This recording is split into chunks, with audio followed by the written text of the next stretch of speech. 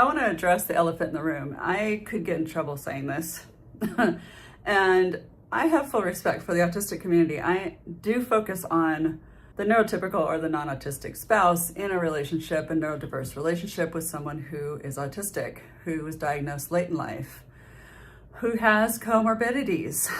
One of the comorbidities I deal with is alexithymia, which can be very, very, very difficult in a relationship. So hard for that person to put themselves in others' shoes. So the elephant in the room is our children.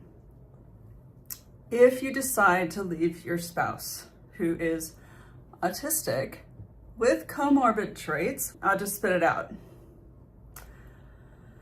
When we go through divorce, there is a psychological test that you can request. As far as I know, I haven't been through it, I don't have children, but I just want to be an advocate here for this because of so many mothers I've talked to that have tried to leave their spouse and leave this relationship because it's just not working. So when there is high masking in your spouse, when your spouse is autistic with comorbid traits and does not accept or acknowledge or try to do better with the diagnosis, okay? I want to make that clear. There should be a neuropsychological testing done and available in the court systems because that is really, really not addressed. There is so much more needed in that system of getting a divorce. Now, I live in the States. I can only speak for the States and what I've heard because I haven't gone through it. But this is a big elephant in the room. This really affects our children. If our spouse is high masking, looks very, very, on the outside world, looks just calm and assured and confident, maybe makes good money, and the spouse, the wife, the non-autistic, the one going through the divorce, is probably frazzled at that time and may show more emotion, the courts really will favor the more calm, confident moneymaker.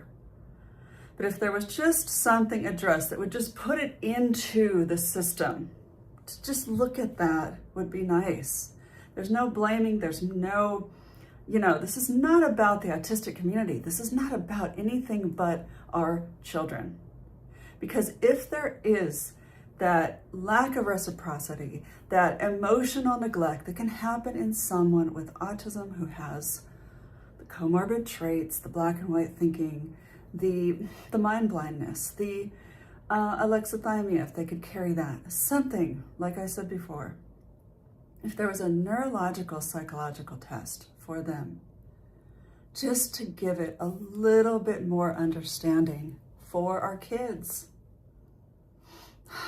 So I wanted to get that out there. It's been eating away at me. I just, when I got tested with my neuropsychology to see what I had, and I do, I'm a bit dyslexic. They always come up with anxiety and depression. That's part of being with this, this relationship that I didn't understand for so long.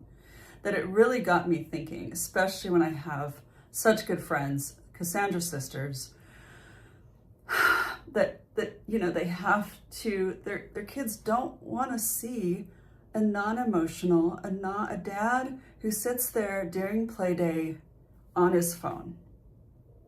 Because he just can't. Not that he won't, he just can't. It's not seen in the courts.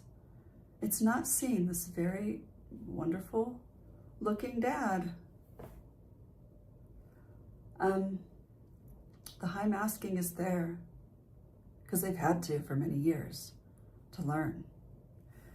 And if they have those traits, it can be very, very harmful for kids and their upbringing and their development. I just want to say it because I'm here doing this channel and I want to get everything out that is said that I hear and discuss it, not in a blame, shame way at all.